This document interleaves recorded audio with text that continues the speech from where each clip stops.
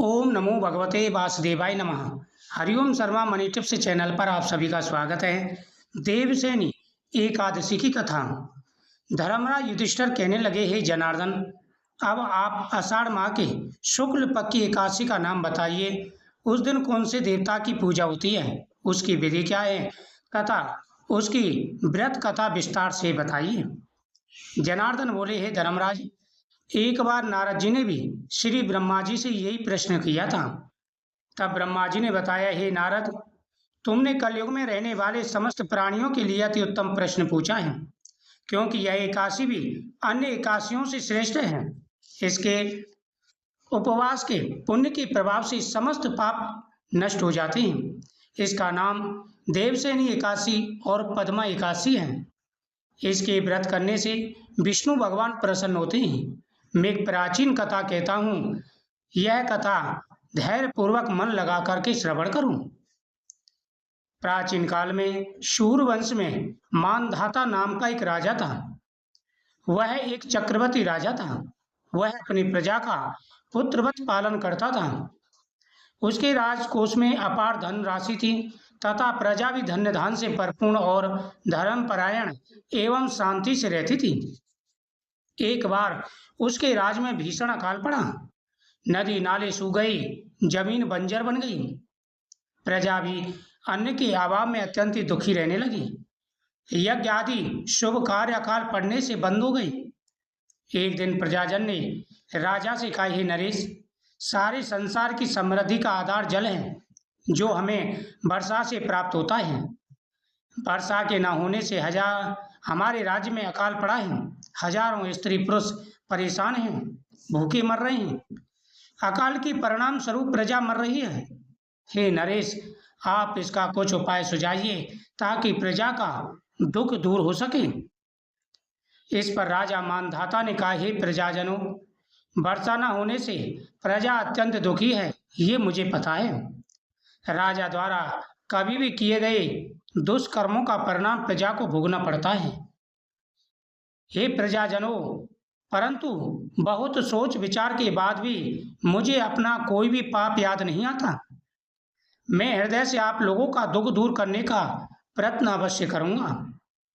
कुछ विचार करके राजा मानधाता विष्णु भगवान का पूजन कर राज्य के कुछ मुख्य जनों के साथ इस समस्या के हल के लिए वन की ओर चल दिया।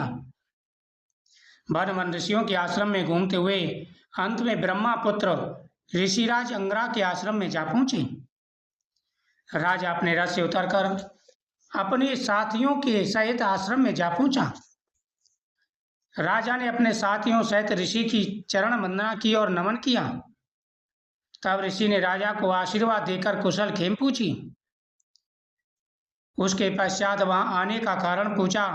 राजा ने भी ऋषिराज को अपने राज्य में पड़े अकाल के बारे में विस्तार से बताया कि वहां 3 वर्ष से वर्षा नहीं हुई है, और कहा कि शास्त्र अनुसार राजा द्वारा किए गए किसी दुष्कर्म के कारण ही जनता को दुख मिलता है। मैं धर्मानुसार राज्य करता हूँ, फिर यह अकाल कैसे पड़ा, इसका अभी तक मुझे पता नहीं लगा। अब मैं आपके पास इसी संदेह की निवृत्ति के लिए आया हूँ। आप कृपा कर मेरे संदेह को दूर कीजिए और प्रजा के कष्ट को दूर करने के लिए आप ध्यानस्थ होकर पूर्व जन्म में मेरे द्वारा किए गए दुष्कर्मों को बताइए, उनको दूर करने का उपाय बताइए। यह जानकर ऋषिराज बोले, हे नरेश, यह सर्वश्रेष्ठ सतयुग है। सतयुग में धर्म के चारों चरण मिले होते हैं, अतः वेद शास्त्र पठन पाठन का अधिकार इस युग में केवल ब्राह्मणों को होता है। परंतु आपके राज्य में एक शूद्र भी तपस्या में लीन है। इसी दोष के कारण आपके राज्य में वर्षा नहीं हो रही है। यदि उसका वध हो जाए तो यह संकट टल सकता है और प्रजा खुशहाल हो जाएगी। राजा ने कहा, ऋषिराज, मेरे राज्य में उस निपराध शूद्र को जो तपस्या में लीन है मारना वर्जित है। इसके जगह पर आप कोई दूसरा उपाय बताइए। ऋषिराज कहने लगे, हे राजन, आषाढ़ माह के शुक्ल पक्ष की एकादशी का उपवास करो। आपकी मनोकामना पूरी होगी, आपके राज्य में वर्षा होगी और अकाल भी समाप्त हो जाएगा। ऋषि के कहे अनुसार राजा ने आषाढ़ मास के शुक्ल पक्ष की देवशयनी एकादशी का व्रत किया। राजा के राज्य में वर्षा समय पर होने लगी।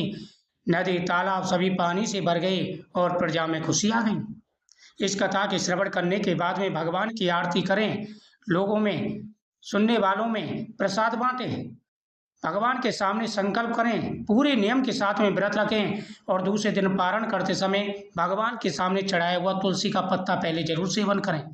इससे आपकी मनोकामना पूरी होगी और व्रत का फल भी आपको प्राप्त होगा।